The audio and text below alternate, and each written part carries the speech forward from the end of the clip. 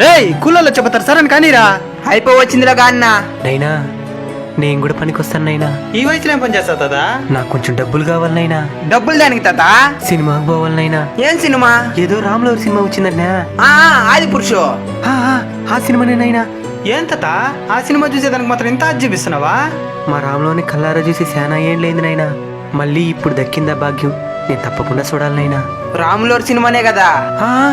ఆ విధంగా తక్కువ చేయొద్దయ్యా. రామాయణం మన చరిత్ర, మన అస్తిత్వం. రాములోరు మన ధైర్యం, మన సర్వస్వం.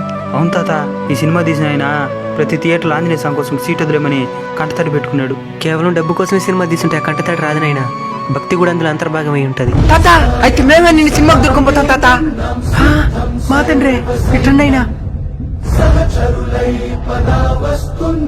జై శ్రీరామ్. జై శ్రీరామ్.